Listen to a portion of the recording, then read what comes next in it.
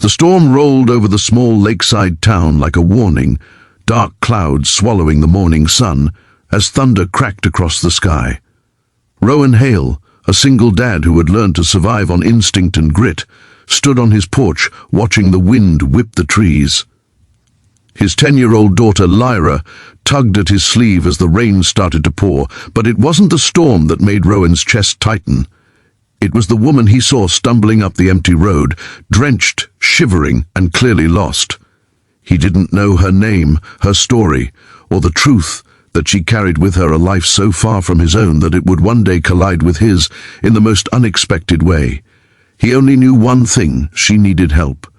And Rowan Hale never turned his back on someone in need, even when he himself was barely holding things together. Before we continue, if you believe kindness deserves a second chance, please like, comment, share, and subscribe to Touch of Kindness. Your support truly keeps these stories alive. The woman looked completely out of place against the backdrop of Rowan's modest wooden cabin. Her clothes were elegant, high-end, now completely soaked.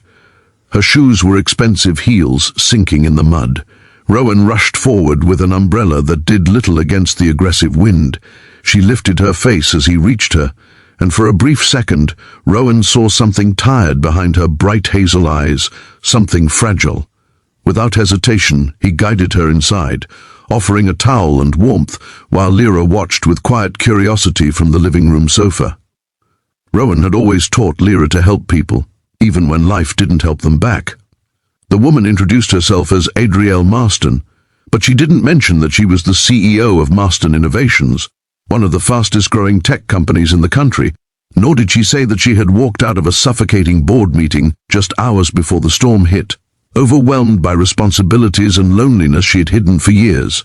She simply said she had been driving to clear her mind, took a wrong turn, and ended up stranded when her car broke down a few miles away. Rowan didn't care about details. He cared that she was trembling. Rowan's cabin was simple: sunlight through old windows, soft daytime glow over the wooden floors, worn cushions, hand-repaired furniture, and a kitchen filled with the scent of chamomile tea. It wasn't luxury, but it was safe, warm, and honest. And somehow that quiet simplicity began calming Adrielle in ways no penthouse or corporate office ever had. For the first time in years, she didn't feel like she had to stand tall or appear unbreakable. She noticed Rowan's hands as he handed her a cup of warm tea, calloused, steady, and telling a story of a man who had worked for everything he had. It had been 12 years since Rowan's wife passed away after complications during childbirth. Every choice, every sacrifice, every sleepless night had been for Lyra. He had built a life for her with his bare hands, often living paycheck to paycheck, but always ensuring she never felt the weight he carried. Adrielle recognized that kind of strength. It humbled her. As the storm continued outside, Rowan brought out blankets while Lyra shyly offered Adrielle a cookie she had baked earlier. Adrielle smiled warmly, thanking her, and something shifted in the room, a soft, delicate warmth that could only come from a child's acceptance. Rowan watched the interaction, noticing how naturally Adrielle softened around Lyra, as if she were finding a part of herself she had long forgotten existed. Throughout the day, Rowan tried calling a mechanic for her car, but the storm had knocked out most service. Adrielle insisted she didn't want to disturb them longer, but Rowan refused to let her leave in such severe weather. He assured her she was welcome to stay until the storm cleared. There was something about him, humble, grounded, that made her feel safe, for someone used to living through glass office walls and polished boardrooms. His world felt impossibly genuine. As hours passed, Adrielle slowly opened up. She spoke of stress, expectations, and the constant fear of failure that never left her alone. Rowan, while listening carefully, admitted how single fatherhood had shaped him, how raising Lyra had given him purpose, but also constant worry about providing enough, being enough. They both came from different worlds, yet their struggles somehow mirrored each other. Two lonely hearts fighting battles in silence. Daytime turned gentle as the storm softened into rain. The three of them made lunch together, laughing for the first time that day. Rowan had never seen Lyra warm up to a stranger so quickly, and he found himself smiling more than he usually did. There was something healing about Adriel's presence, something that made the house feel lighter, fuller. Later, while Lyra napped, Rowan walked Adriel outside. The rain had slowed, leaving shimmering droplets on the leaves. The air was fresh, dewy, peaceful. Adriel breathed deeply, feeling more grounded than she had in months. She watched Rowan gently repair part of the porch railing the wind had damaged, working with natural ease. His world was simple, but it was real. Something inside her longed for that realness. Rowan showed her the small garden he and Lyra tended together. Tomatoes, mint, rosemary, a few struggling sunflowers. Adriel knelt beside it, touched by the care behind it. She confessed she had a rooftop garden but rarely had time to visit it. Rowan could hear the loneliness in her voice even when she didn't say it directly. He wondered how someone with so much could feel so empty. When evening approached and the roads finally cleared, Rowan offered to drive her to her car. But she hesitated. It wasn't that she feared going back. It was that she didn't want to. She didn't want the quiet warmth of this place to end. Rowan sensed it too. He didn't want her to go, though he had no reason to ask her to stay. When they reached her car, the mechanic had already taken it to his shop.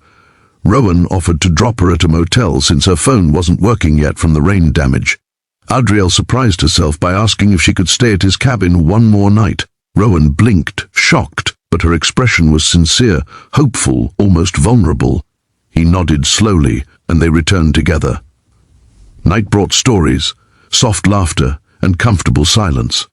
Adriel helped Lyra with a small art project, and Rowan watched them, his heart stirring with emotions he hadn't felt in years. Adriel looked less like a polished, distant executive, and more like a woman rediscovering life. The next morning, everything changed. A black SUV and 2 security cars pulled up outside the cabin as the sun rose. Adriel apologized to Rowan, embarrassed, explaining that her assistant must have tracked her after her phone stopped responding. Rowan stood there stunned, as the assistant addressed her as Ms. Marston, listing urgent messages from the board and investors.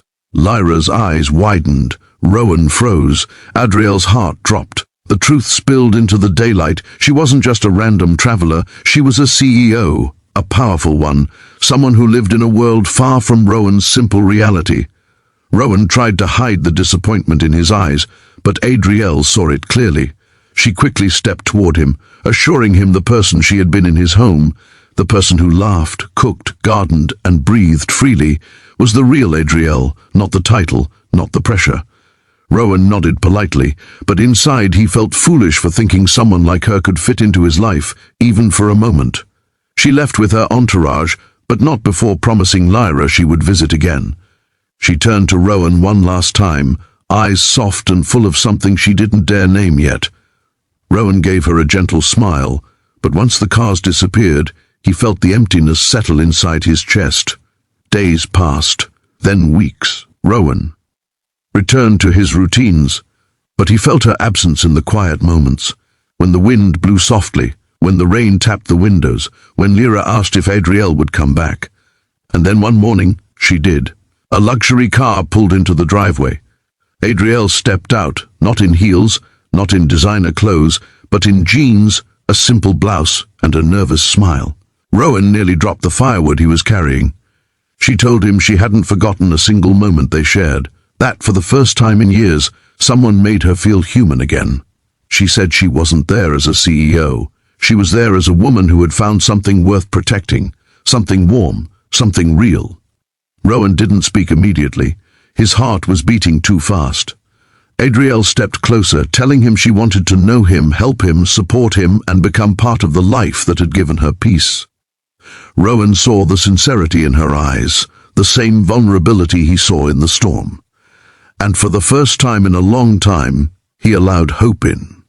They spent more time together. Days became weeks, weeks became months. Adriel balanced her work differently, visiting the cabin often, helping Lyra with school projects, learning how to tend the garden, cooking simple meals, finding joy in things she had forgotten.